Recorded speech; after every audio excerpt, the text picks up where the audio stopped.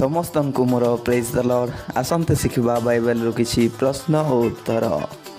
ଆଉ ପ୍ରଥମ ପ୍ରଶ୍ନ ଦେଖିବା, ସାମସନର ବାପାର ନାମ କ'ଣ ଥିଲା? ଦେଖିବା ଏହାର ଉତ୍ତର କ'ଣ? ଏହାର ଉତ୍ତର ହେଉଛି ମାନୁହ।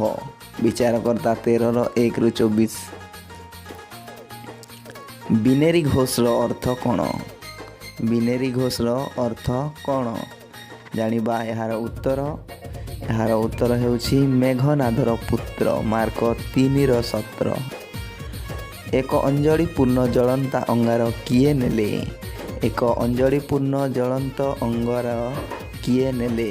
ଆସନ୍ତୁ ଜାଣିବା ଏହାର ଉତ୍ତର। ଏହାର ଉତ୍ତର ହେଉଛି କିରୁବ। ଜିଜିକଲ 10:2-15। କେଉଁମାନଙ୍କର ଚାରିମୁଖ ଓ ଚାରିପକ୍ଷ ଓ ମାନବ ହସ୍ତର ଆକୃତି ଥିଲା? ଆସନ୍ତୁ ଜାଣିବା ଏହି ପ୍ରଶ୍ନର ଉତ୍ତର।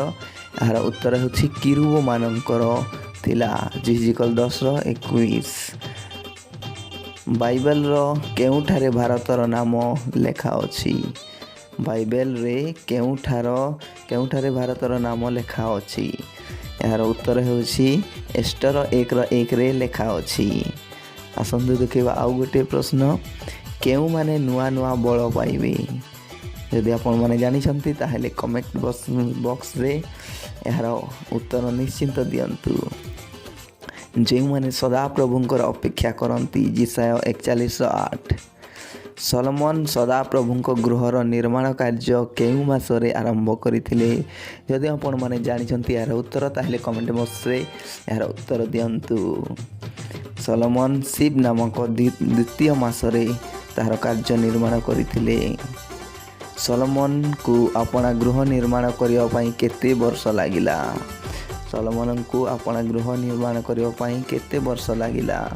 ଏହାର ଉତ୍ତର ହେଉଛି 13 ବର୍ଷ ଲାଗିଥିଲା। ପ୍ରଥମ ରାଜାବଳୀ 7:1। ଦାଉଦଙ୍କ ସୈନ୍ୟ ଉପରେ ପ୍ରଧାନ କିଏ ଥିଲେ? ଦାଉଦଙ୍କ ସୈନ୍ୟ ଉପରେ ପ୍ରଧାନ କିଏ ଥିଲେ? ଆସନ୍ତୁ ଜାଣିବା ଏହାର ଉତ୍ତର। ଆଉ ଏହାର ଉତ୍ତର ହେଉଛି ୟୋଆବ ଥିଲା ତାଙ୍କର ସୈନ୍ୟମାନଙ୍କର ପ୍ରଧାନ। କେଉଁ ପ୍ରାଣୀ ପାକୁଡ଼ି କରେ ମାତ୍ର ବିଭକ୍ତ ଖୁରା ବିଶିଷ୍ଟ ନୁହେଁ? କେଉଁ ପ୍ରାଣୀ ପାକୁଡ଼ି କରେ ମାତ୍ର ବିଭକ୍ତ ଖୁରା ବିଶିଷ୍ଟ ନୁହେଁ? ଏହାର ଉତ୍ତର ହେଉଛି ଓଟ। ଲେବି 11:4।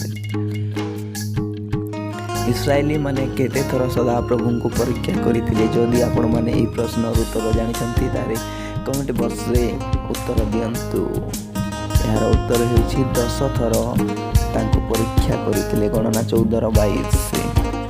ଯଦି ଆପଣମାନଙ୍କୁ ଏହି ପ୍ରଶ୍ନ ଉତ୍ତର ଭିଡ଼ିଓ ଭଲ ଲାଗେ ତେବେ ଏହି ଭିଡ଼ିଓକୁ ଲାଇକ୍ କରନ୍ତୁ। ଆଉ ଏହି ଭିଡ଼ିଓ ଦେଖିବା ପାଇଁ ଆମ ଚ୍ୟାନେଲକୁ ସବସ୍କ୍ରାଇବ୍ କରନ୍ତୁ। ଆମ ଏହି ଭିଡ଼ିଓ ଦେଖିଥିବାରୁ ବହୁତ ବହୁତ ଧନ୍ୟବାଦ ସମସ୍ତଙ୍କୁ।